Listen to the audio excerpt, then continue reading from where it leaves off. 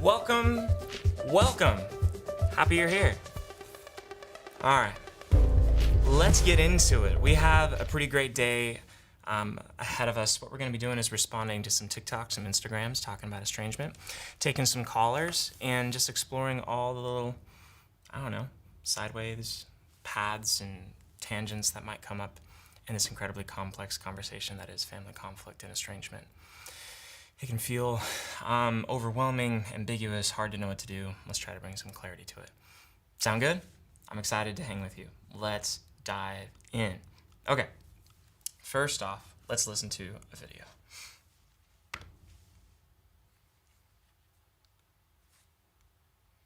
Cannot. Heard someone say that the healed version of you is meaner, and I cannot unhear that, because the version of you that wasn't healed was taken advantage of, was trying to please everyone, and the healed version ain't got time for shit. Heard someone say that the healed version of you... Hold on. Okay, one more time, just for the people who are just getting on the live right now. If you just got on, we're diving in.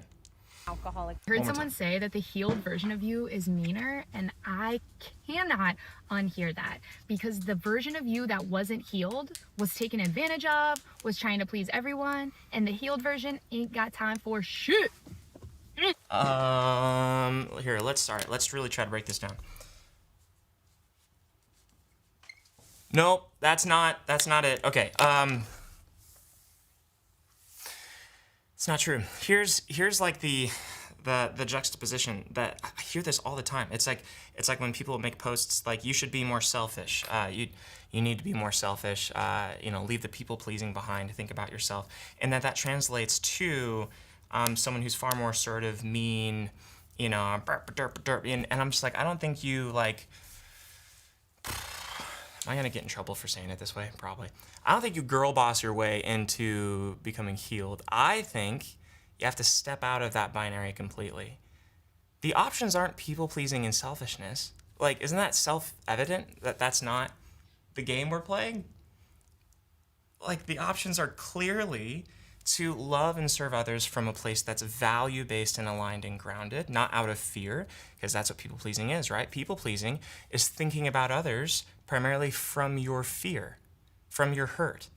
So it's not that caring about what other people think or trying to please them is inherently wrong or codependent. It's the energy you do it from. And so obviously, if it's dysfunctional and exhausting and depleting and unhealthy for you to serve others and care about others from your fear, the answer isn't to stop caring about others. I don't think that's what the video person's saying, but just obviously that's not the case. You have to do it from a place of genuine love and consent. You have to want to, you have to choose to, not from a place of guilt and obligation, but from the wellspring of your values and your loving heart.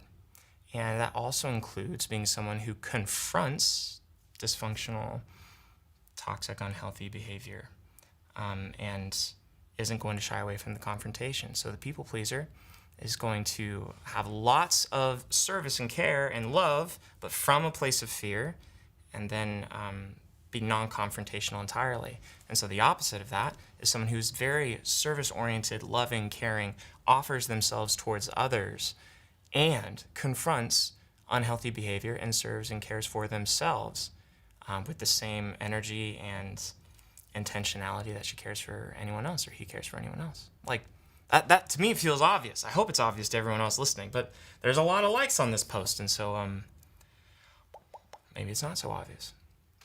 But I think anyone who's tried out the I'm gonna stand in my stuff and be more selfish and like all it does is make all your relationships more complicated and full of conflict, and because you haven't maybe like come full circle on the healing that you're trying to stand in, then it just sends you into a self-conscious, self-critical spiral, and then you feel selfish and guilty and disconnected from other people, and then guilty that you're not standing in your stuff enough, and I just think it spirals people into isolation, loneliness, and feeling worse. So don't do that.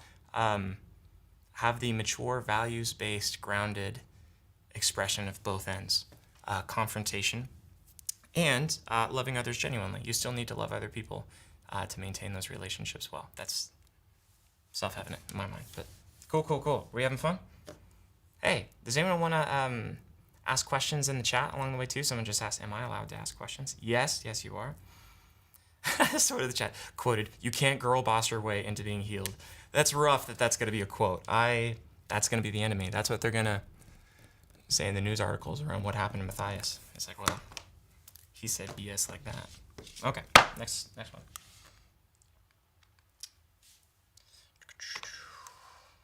Love Whitney.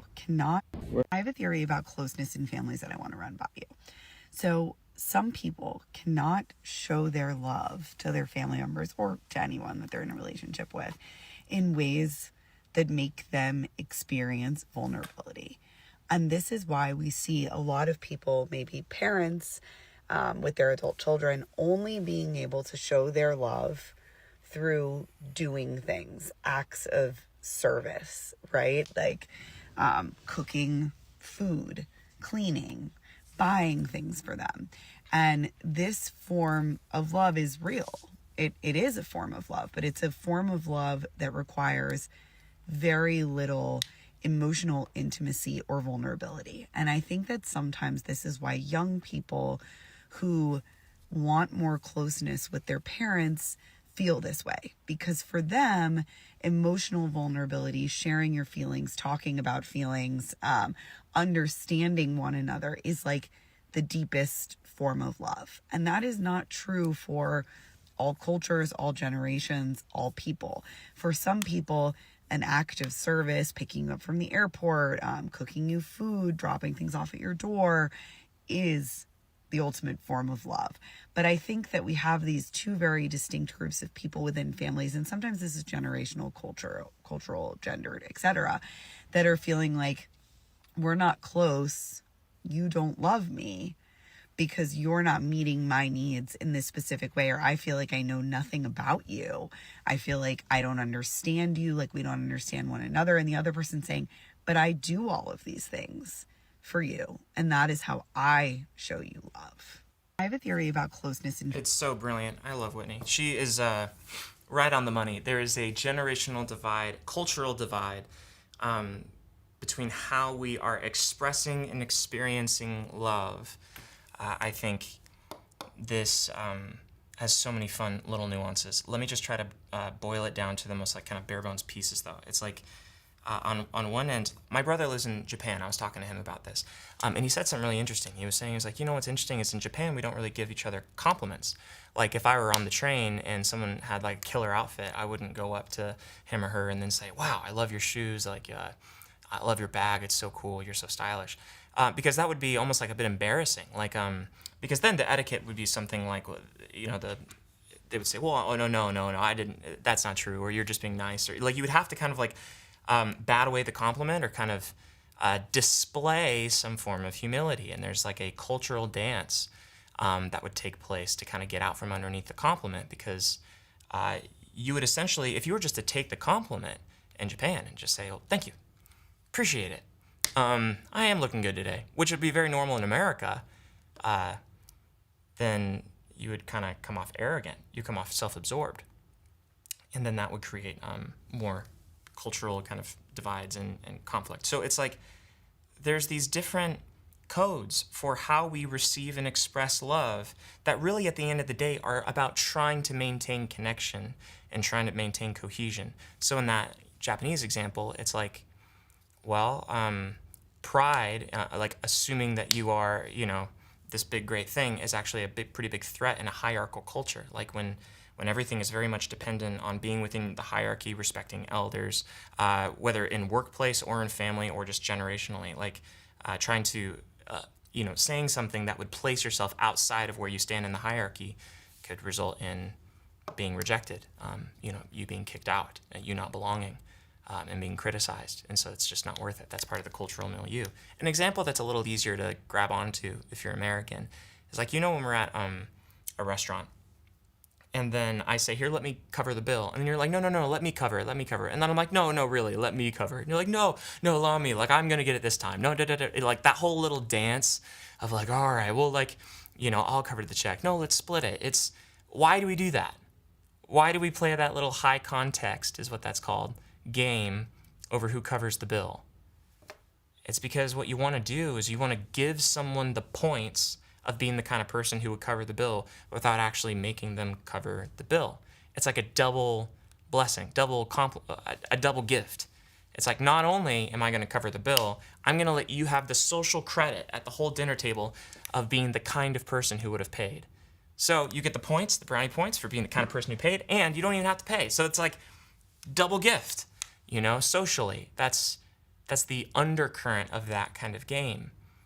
And I think the reason all that is important is just to point out a lot of these subtleties, a lot of the reasons we don't just say what we mean, a lot of the reasons we communicate in these opaque, coded, layered, it's to try either to give someone gifts and to show affection and to almost like a dance. It's like a romantic gesture of like, not romantic in every sense, but in the same way that you would you'd create a layered gesture of affection in romance, we create these layered gestures of affection socially to connect with our friends and connect with coworkers and other people.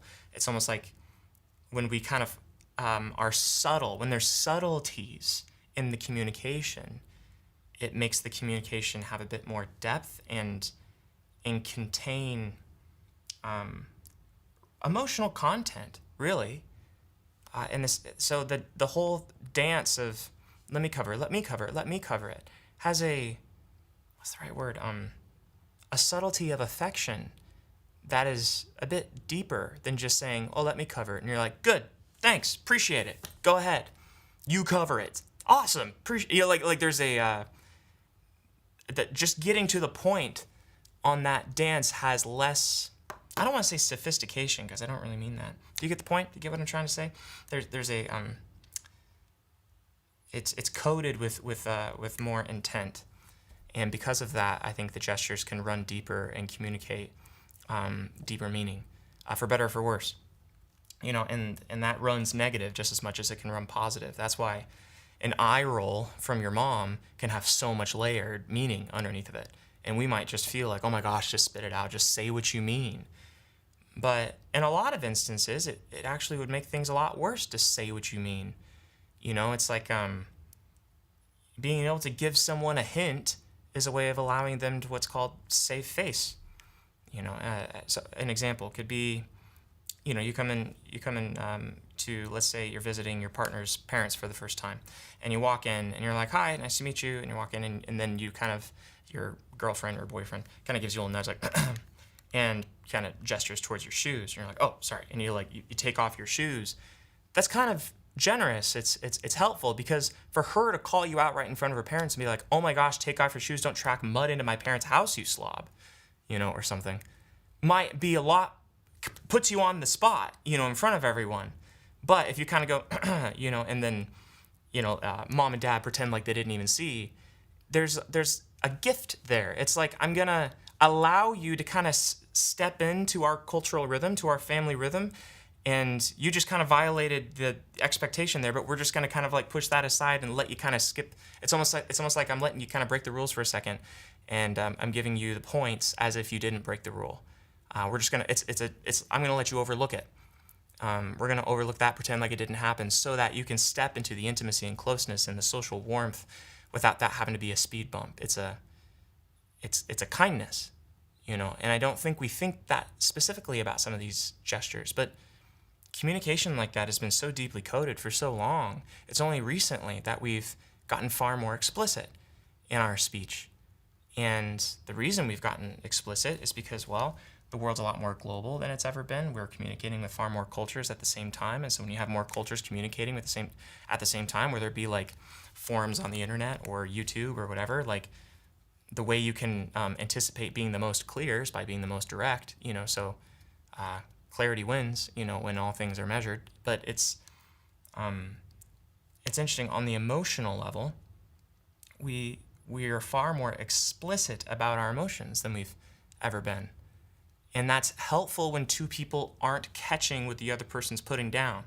Like there's a sophistication in a romance in being able to pick up on what your partner wants and satisfy that without them having to tell you. It's like, it's more points, right? We all kind of like, Acknowledge that. If I just show up to a date with my wife's favorite flowers, that's really romantic. If I text her, what kind of flowers do you like? What are your favorite ones? What store do you normally get them at? How many do you like? And I get the explicit list of like pop, pop, pop, pop, pop. I mean, that's better than no flowers maybe, but it certainly doesn't have the same magic behind it as if, you know, I just knew. On the other hand, though, if she's showing up to dates really frustrated all the time that I never thought to bring flowers to a date, and then she's kind of simmering in frustration and feeling unloved, and then I'm over here like, I didn't even know you wanted me to bring flowers on a date, like, and I didn't even know you like, you know, these kinds of flowers. Then it's we're in trouble there too. So what we've done is essentially we said, okay, like, well, if things were subtle and you could pick up on things, that gets you more points relationally, but that's not worth essentially missing the game altogether. And so better to be explicit. Like, you know, in couples counseling, you would sit down and be like, you need to say, I'd like flowers. I hate it when you get me lilies. I don't even like lilies. I want, I don't know, roses? I don't know. No. Roses are too on the nose. What's everyone's favorite flower in the chat? What flowers? What's your favorite flower? Not just like what flowers do people generally like. What is your favorite flower? My favorite flower are the really fluffy ones. The really the ones that the puffy ones. What are the puffy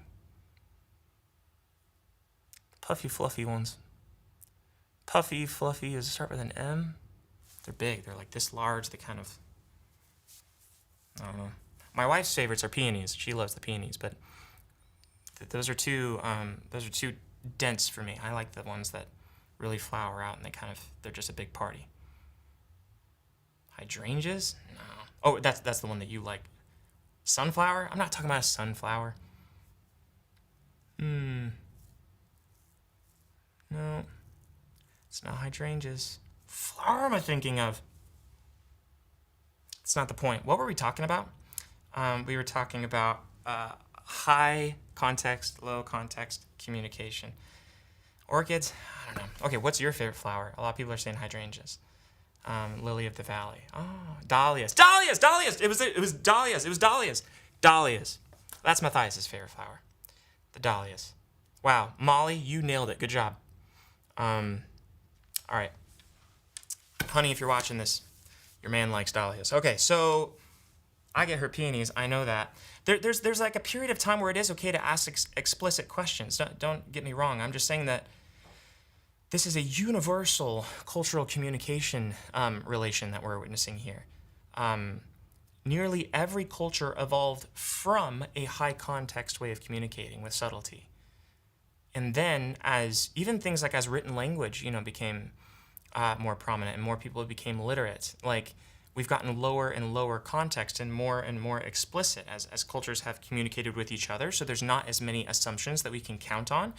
It's you and I know this like in small ways. Like there's jokes that you can tell with your family. You have inside jokes with your family that you can't tell with other people. And so there's kind of a way that you and your sister can kind of read each other's minds, or you and your brother can roll your eyes, at the same kind of thing, and both of you know what you mean, that you can't do with a stranger. So just think, like, as culture's gotten more sophisticated and diverse, there's less and less cultural assumptions you can depend on. And then I think that that's even happening within families, is that, like, between generations, there's less and less things that you can just assume and depend on. And I think that has to do with all sorts of reasons. But I think that's something we haven't talked clearly about yet in our culture. And Whitney did such a good job of saying that in less time. I've already spent far too much time on a tangent about that. But how do I nail that down? I guess there is something, if you're the high context parent, it's easy to feel like you're being so obvious. Like it's so obvious that they should, like gifts, like there. It's so obvious, for example, that there's just joy in you being able to give your grandkids gifts. And even if your kid wasn't thrilled that you bought them that, like they can, I don't know, donate it later or get rid of it later, but don't do it in front of in front of the family. Like on Christmas, just kind of like there's almost like a high context expectation. On Christmas, people are going to buy a bunch of presents for the little kids because it's fun. It's fun watching the kids light up with joy and play with it for a little bit.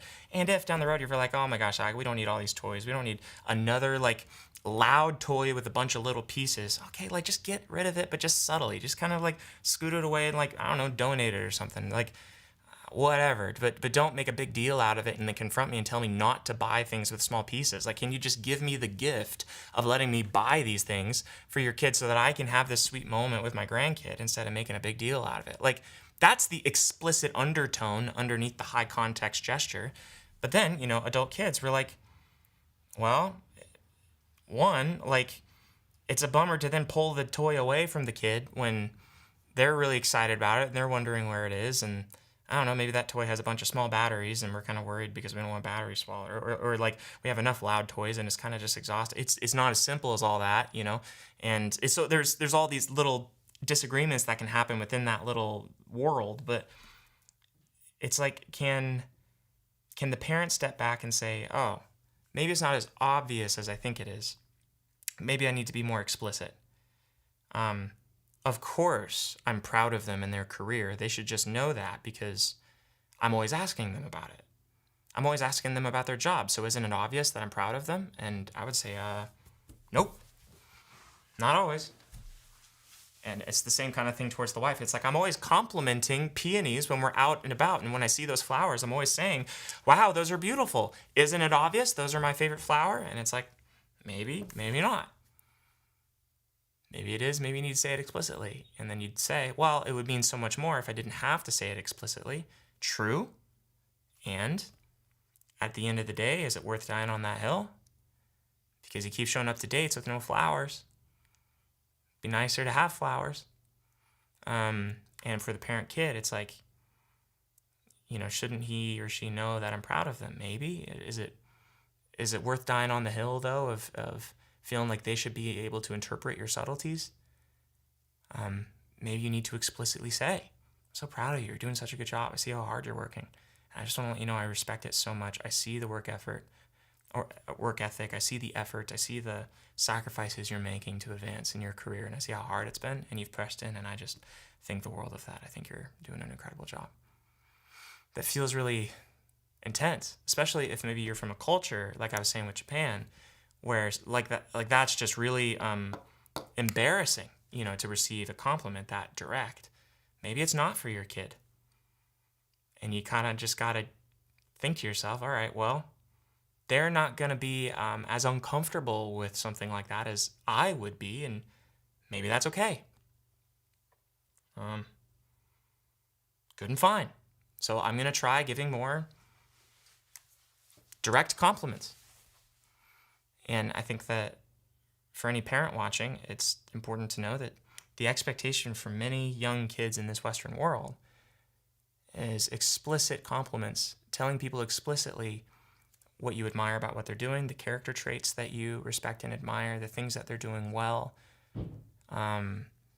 saying things like, I love you and I'm proud of you and I see this and I know that it's been hard and you're doing well and it makes me really happy. And then a parent pushback frequently that I hear is something along the lines of like, well, I shouldn't have to say all that. Like, what do you need? You need me to like compliment you every 10 seconds? Like, gosh, like how insecure are you? And it's like, no, you're assuming that they can read the subtleties. What the thing underneath of a statement like that, like, oh my gosh, what do you need me to affirm you and tell you I love you every 10 seconds? Like, didn't you hear me the first time?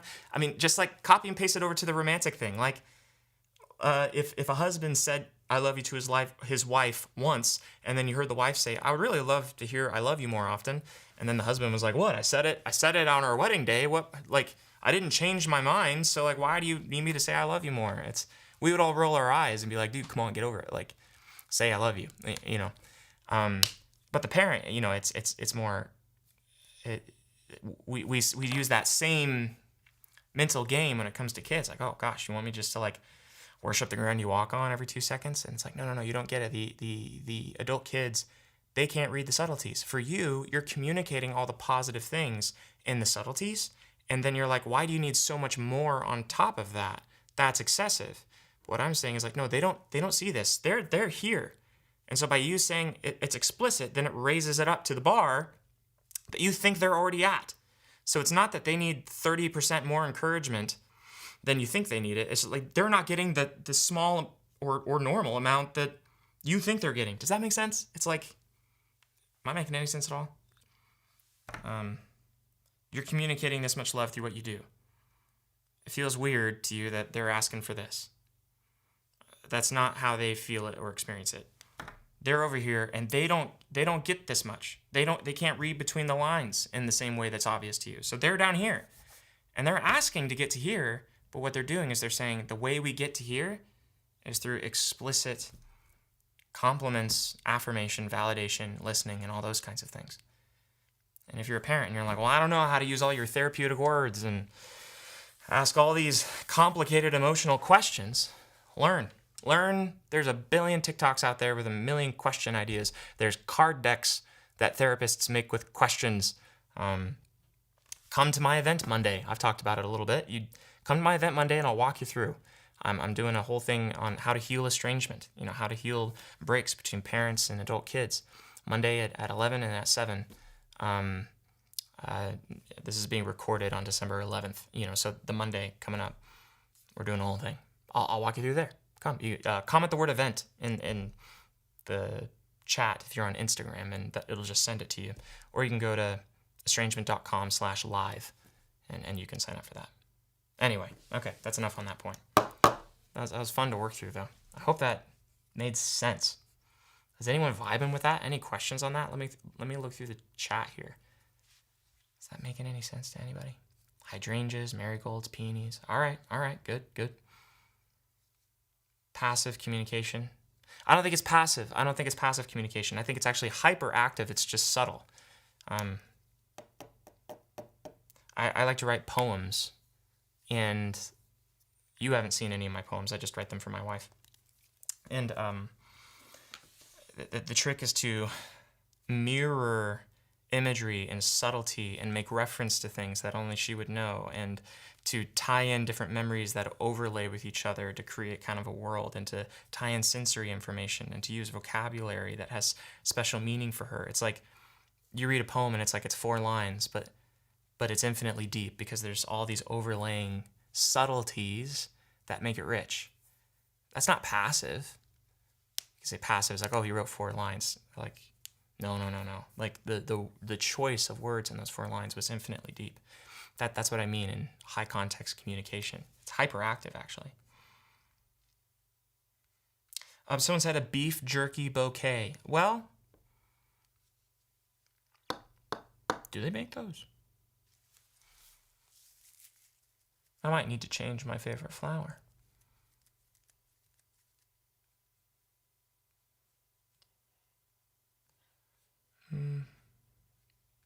I'm looking at the thing. Oh, good. Event.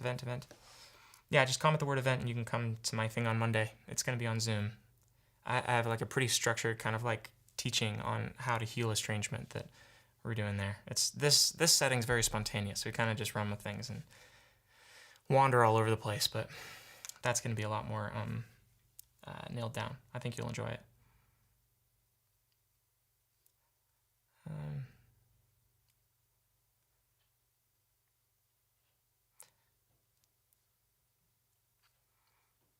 Yeah, Deloria says that sometimes they look over the subtleties on purpose. Yeah. And then sometimes people overanalyze things. Yeah, that's possible too.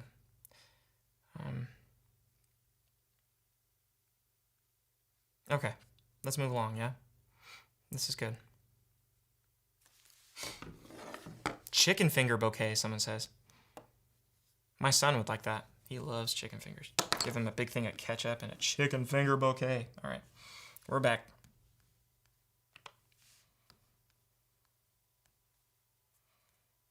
Misery.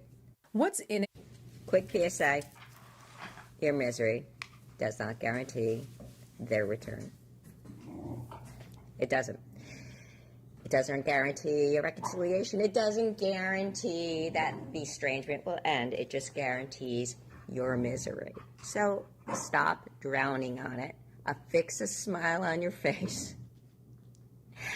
and let your actions lead your emotions just until that smile appears on its own.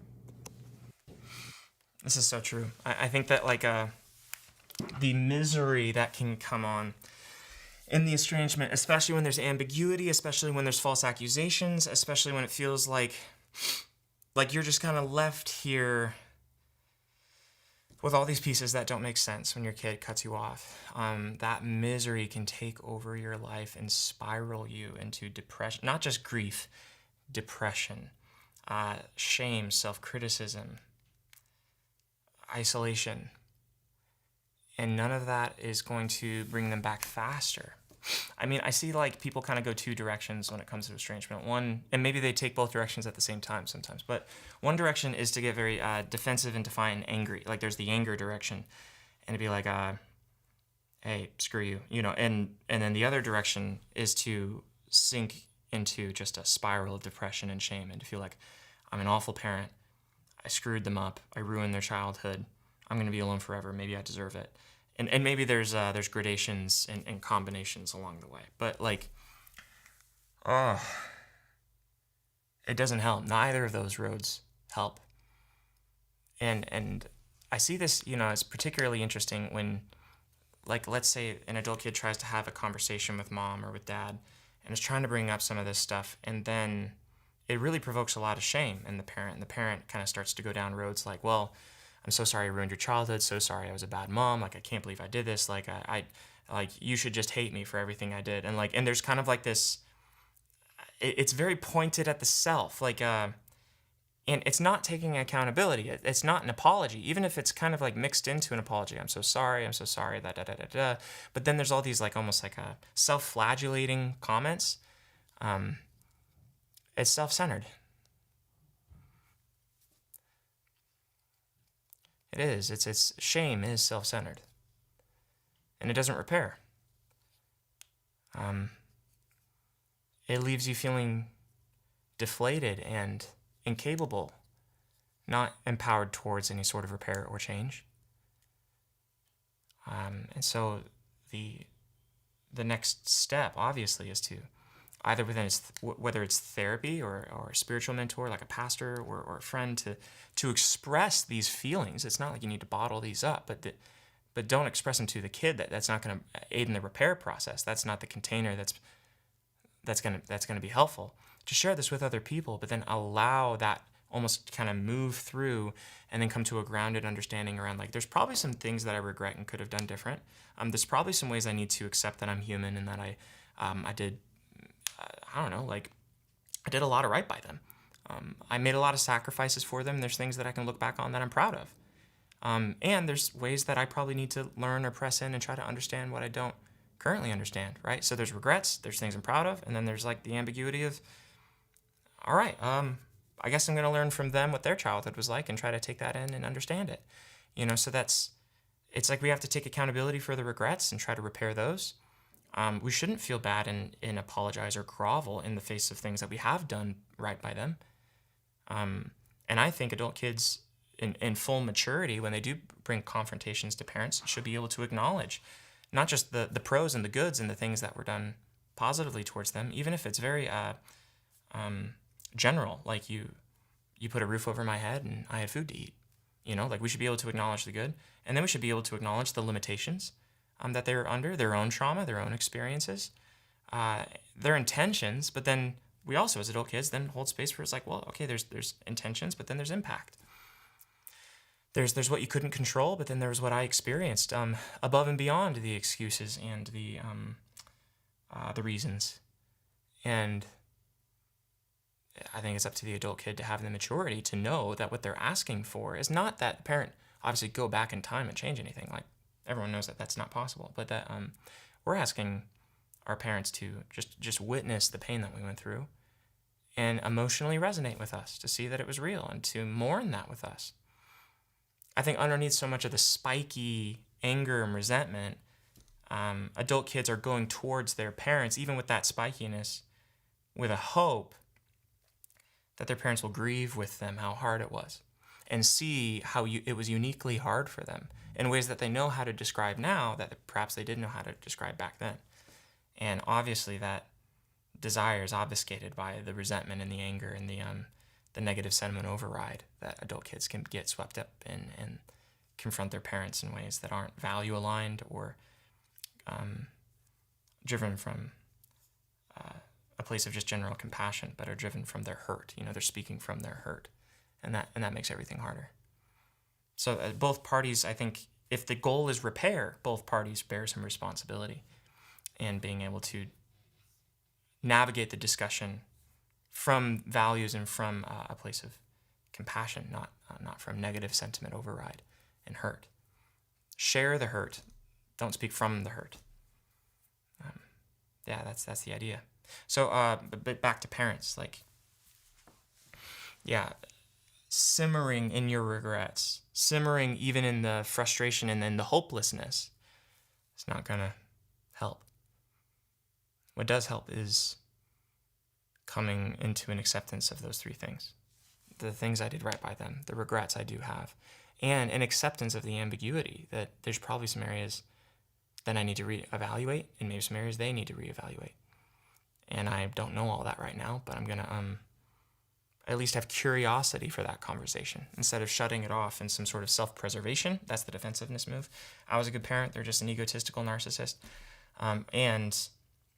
Not going down the shame road of I'm just going to characterize my entire thing by how shameful. My regrets take over everything. That doesn't help either. It doesn't repair. It pushes the adult kid away as well, because then they feel pressured to be your therapist and to try to lift you up from the muck that you're sinking into, which isn't their job. That's yours. In the same way, it's their job to heal their hurt, not yours. It's your job to heal your hurt, not theirs, right? That's the reciprocity of those things. Okay. Next video. Bum-ba-dum-bum-bum. Yes, you did. Okay, whatever. I hurt your kids. I'm a bad person. Kill me. I'm sure you wish I would die in a car accident, too. Oh, Mama. Oh, my God. Yes, you did. Okay, whatever. I hurt your kids. I'm a bad person. Kill me.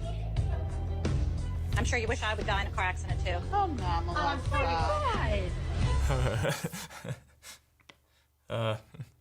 Yikes. Yeah, this kind of goes along with what we were just talking about. It's that verbiage. I guess you just hate me, and I guess you just wish I would die. I guess you wish I did it. That to me is not a shame spiral. That's manipulative. That's it's a style of guilting someone for confronting you, and it is because shame was provoked, but then you exaggerate the accusation so drastically that it forces the other person to back off and try to self-correct, and then you slip out of it. It's like someone's pushing you a little bit, and then you're I'll do it this way. It's like someone's pushing you a little bit, and then you're like, you're hurting me, and then they pull back, and they're like, well, no, I wasn't trying to hurt you, and then you're like, oh, good, phew, and you cleverly avoided the confrontation all the way around. It's manipulative. It's hard to know how to respond to. It's hard when you have a parent or a kid that is using that kind of thing. Well, I guess I'm just terrible. I guess you just hate me. I guess you just wish I was dead. And the trick, that what you do in that moment, is you have to call out that behavior. So you have to actually zoom out one level, and then you go, Mom, do you see what you're doing? And then she'll go, no, what? I guess I never do anything right. Mom, stop. When you phrase things like that, when you use statements like that, it makes it so that neither of us can get further in this conversation. I don't feel heard when you respond that way, and I want to hear you, and I can't hear you through those kinds of statements. I can't see your heart. I can't see what this is like for you. I can't listen when you are lying. I maybe not say when you're lying. That's what it is. That's a lie underneath. When you some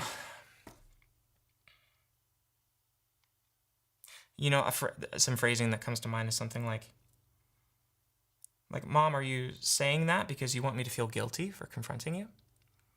Are you saying that because you want me to feel bad for what I said? Mom, you know that I don't really think that about you. I was like, oh, well, clearly you do, because da-da-da-da-da. Mom. I can't respond and engage with you when you respond that way, when you use that phrasing. You know that I don't feel that way, and I can't pretend with you if you're going to phrase things like that. It's like there's I have to talk about the talk. It's like, we're in the talk, you bring that into it. It's like, pause on that. We got to get one layer up and be like, what are you up to? And that's like a skill that you use theoretically in all sorts of different situations. It's like, until we kind of nail down that, we can't really have any conversation forward. And then if they refuse and they're saying something like, well, no, I guess you just hate me. Mom, I don't hate you. Like, and then what happens if you try to argue with it? Mom, I don't hate you. What are you talking about? It's like, well, clearly, if you loved me, you would know that, and you're getting pulled into all these mind games. You got to back up. Mom, if you're going to respond that way, we can't keep discussing this. Oh, see, I'm just always a bad guy. I'm just always abusive. Mom, stop. Do you see what you're doing right there? Right there. That kind of phrasing, that kind of wording makes it really hard for me to hear you. I want to hear you, and I want to talk to you about this, but I can't continue to talk about this if you're going to frame it that way. If you're going to... And it's like, I guess I'm never framing things right. You always have a way that I'm saying it wrong. You always have a way that I'm trying to nitpicking. Well, I'm sorry, I can't live up to your standards. Mom, stop.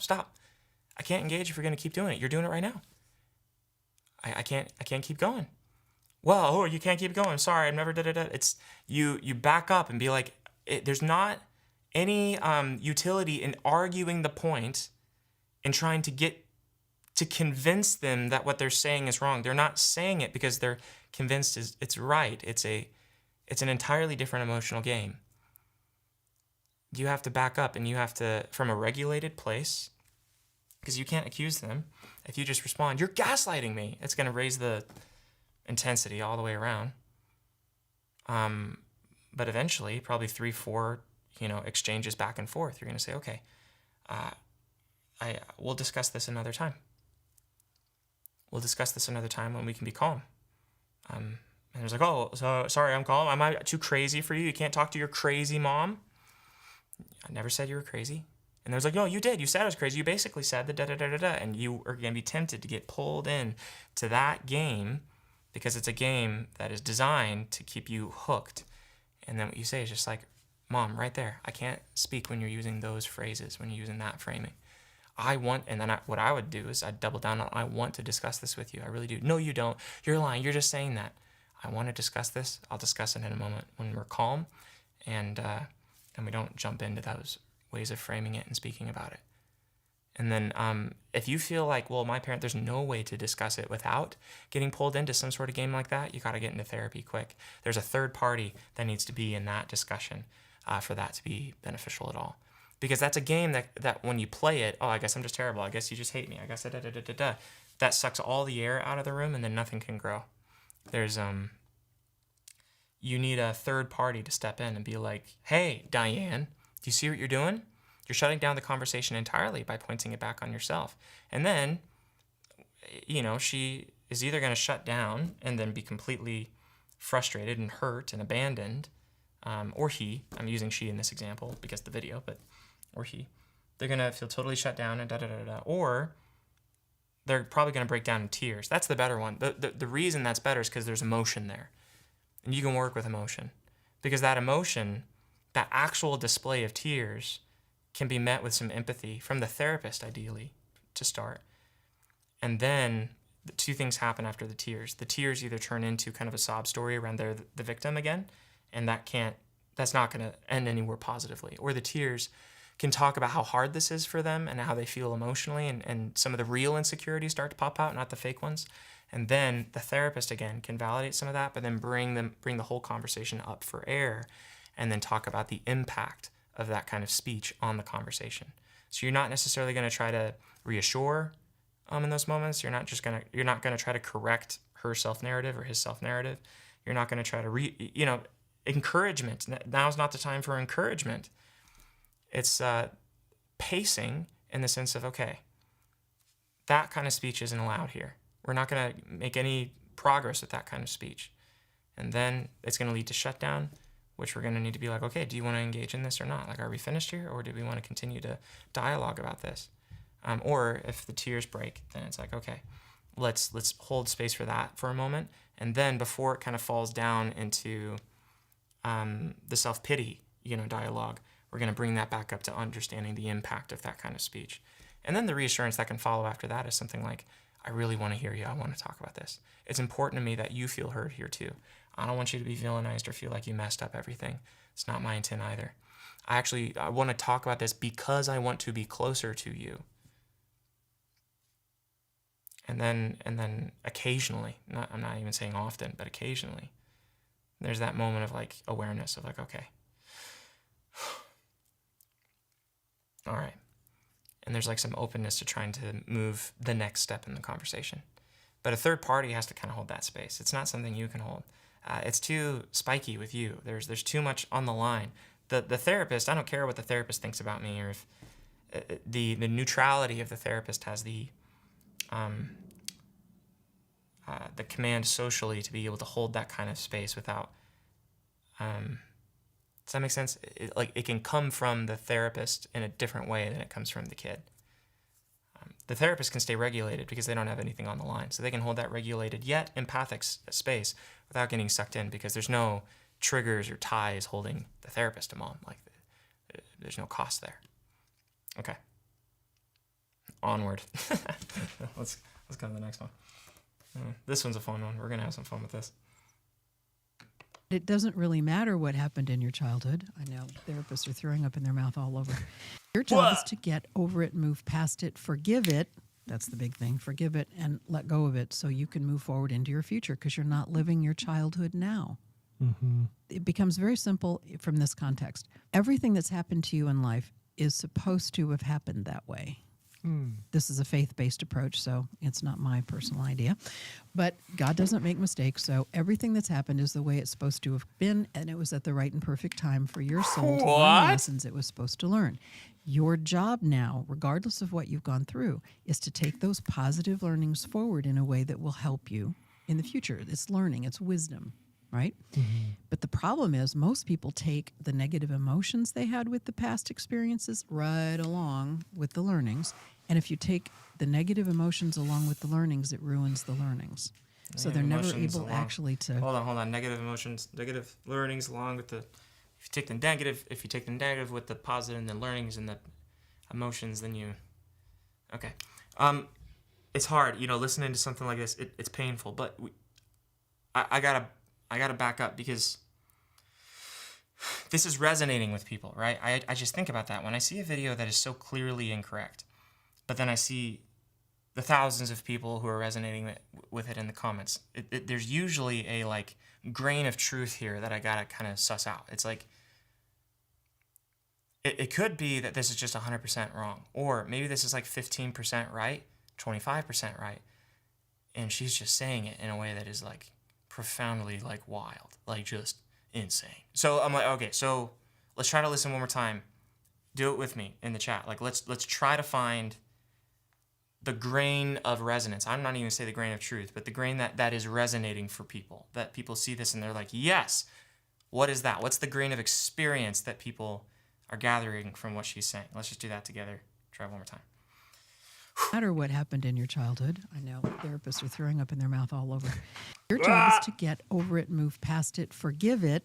That's the big thing. Forgive it and let go of it so you can move forward into your future, because you're not living your childhood now. Mm-hmm. It becomes very simple from this context. Everything that's happened to you in life is supposed to have happened that way. This is a faith-based approach, so it's not my personal idea.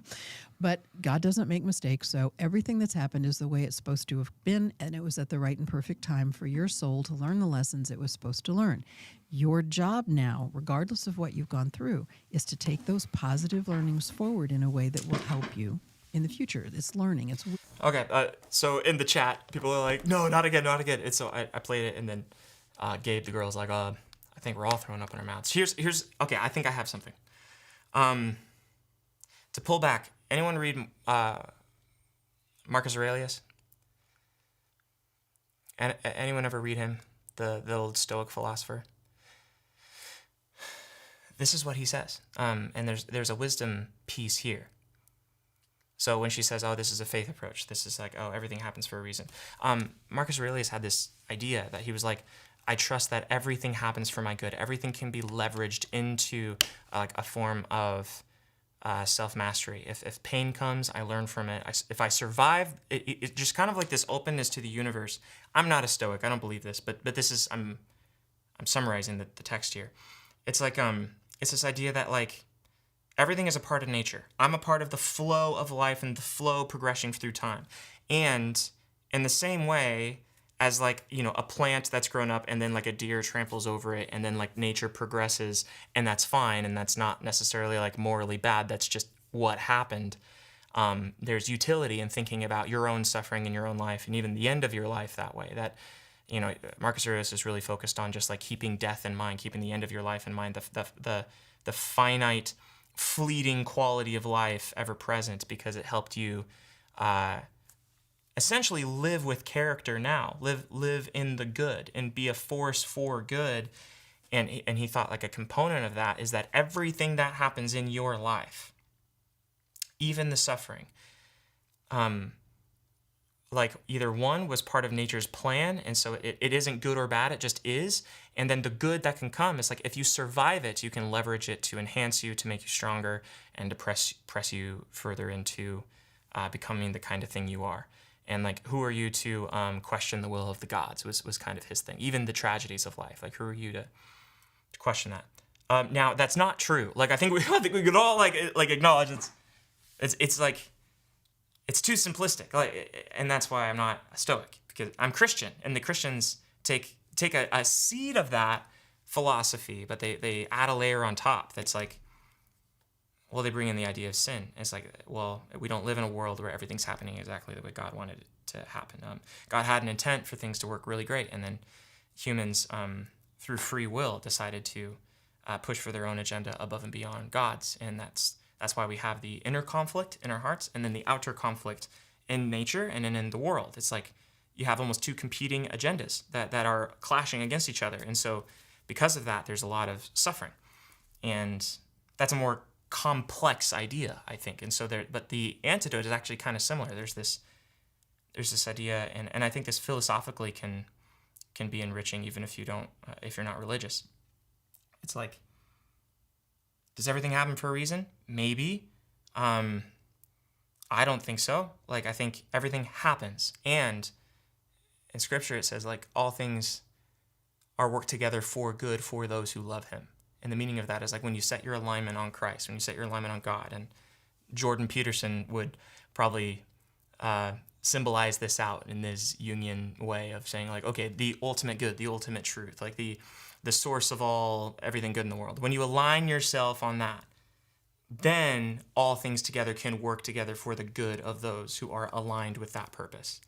And so there's something like the good subverts the bad, that's the idea. The good transforms even the bad into good things. Good is so powerful that it transforms bad things even into good things.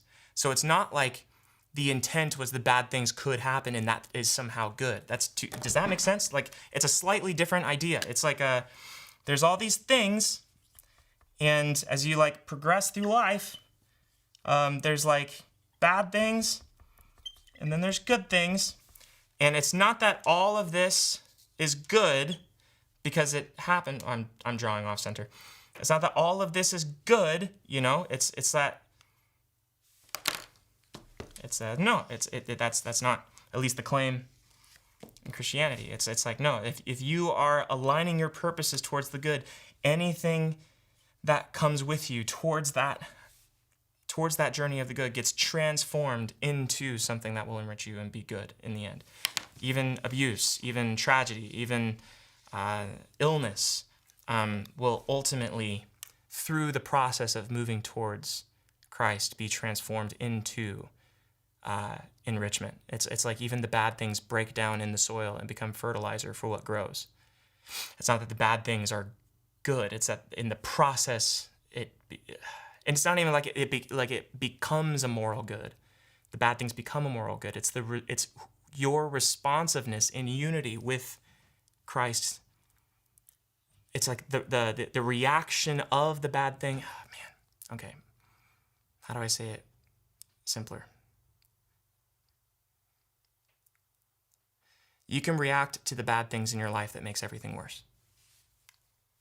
Your reactions to your trauma can make everything in your life for you and the people you care about far worse if you want to.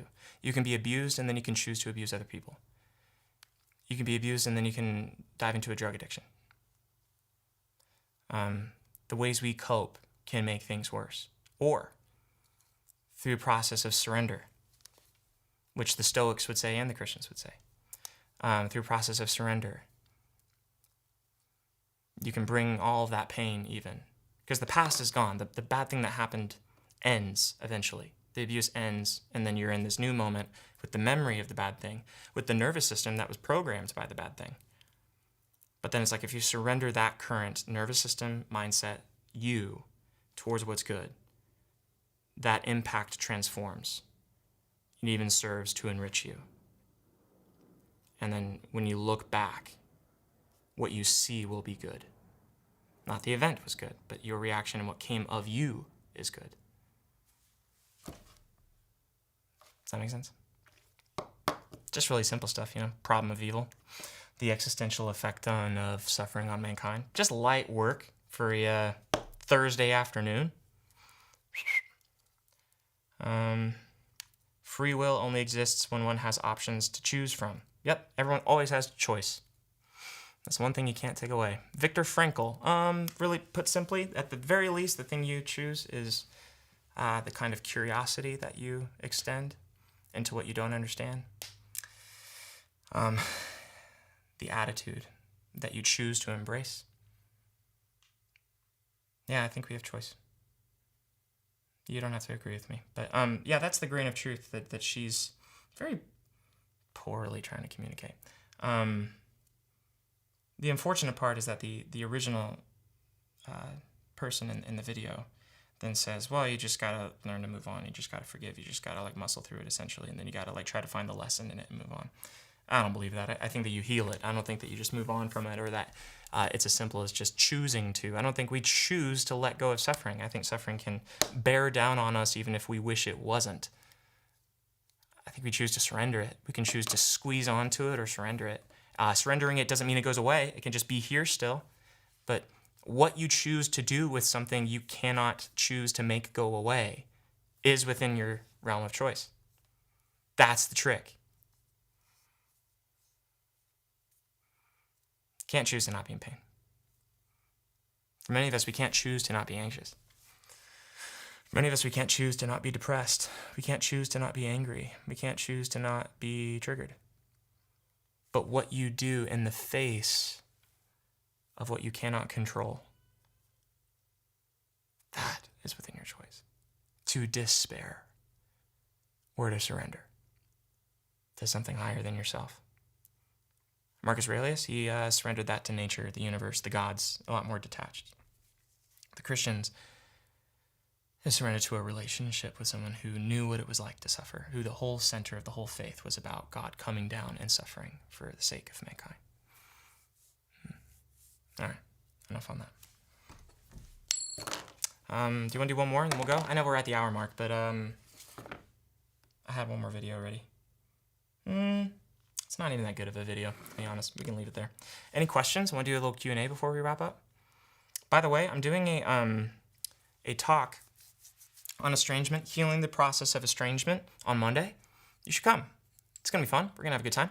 You can comment the word event if you're on Instagram. You can just go to the link in my bio or go to estrangement.com/live if you want to sign up. It's going to be on Zoom. This setting is very casual. This setting is very we just kind of fly by the seat of our pants and I go on tangents. But a very much more of a structured kind of lesson that breaks down the steps to healing estrangement. That is coming on Monday at 11 or 7 Central. So you can get the Zoom link for that if you want. Just comment the word event if you're on Instagram, or if you're anywhere else, just go to the link in my bio or estrangement.com/live. Good. DM me if you can't find it. Send me a message. I'll be looking through my DMs. It's going to be on Monday. All right, any questions? We only took on the largest category of philosophical thought ever, so I'm sure there's no questions. I'm sure I answered it once and for all for everyone.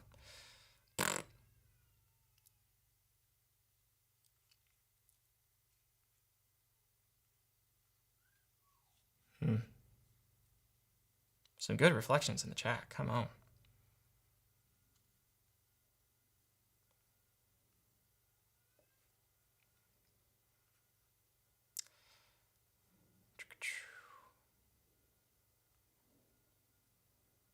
Yeah.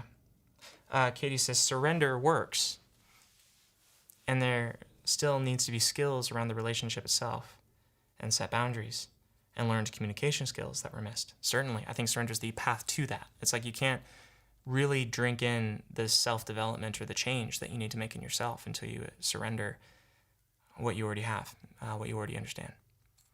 You know, that is an act of surrender. To learn is to give up control. So yeah, well said. It can't just be some mental assent thing. It's got to be concrete. It's got to be practiced.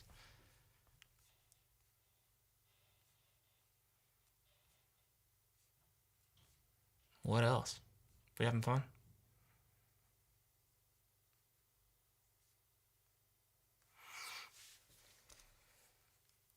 All right, I'm looking at the Instagram comments. Let's look at YouTube. Hi, YouTube.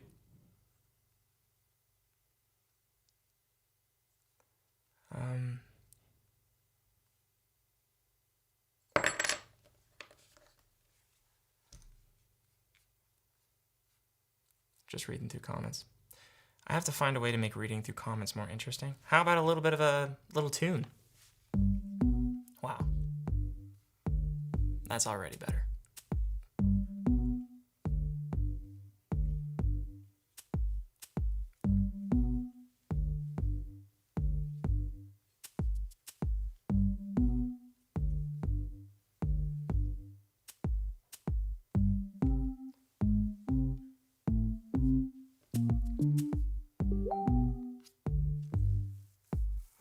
I'm going over to Facebook, looking at those comments too.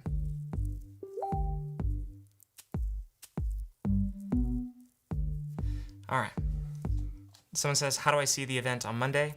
You're going to sign up and you'll get the Zoom link. I'll shoot it to you in your email. So you can comment the word event, or you can go to estrangement.com/live to get the event just sent to your email. Zoom link. We'll all be hanging together. I'll do some Q&A at the end too. That'll be fun. Whoa.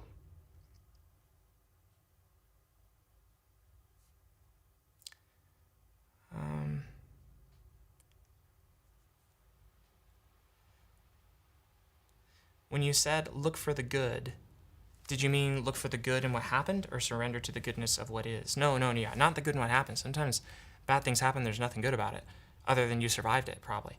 The good that happens is so much of like what happens next. For example, growing up in loneliness presses you into developing skills to connect with other people and to attune to other people because you know what it's like to not be seen.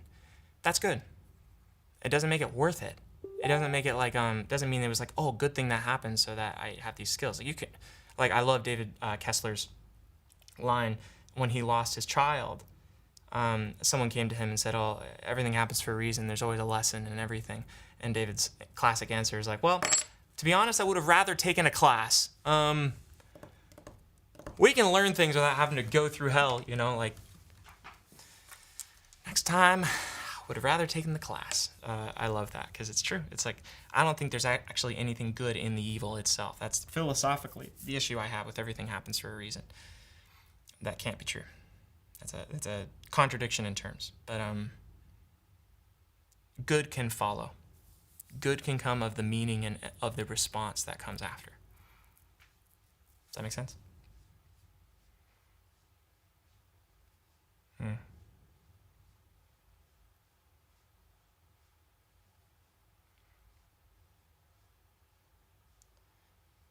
All right. A lot of people saying event. We'll wrap up for right now. We'll wrap up. I'm so grateful. So grateful to spend time with you. This was great. I'll see you Monday. That'll be the next time we all hang out. You can find the link to the Zoom, estrangement.com/live. I'll see you there. Bye, everybody. Thank you. See ya.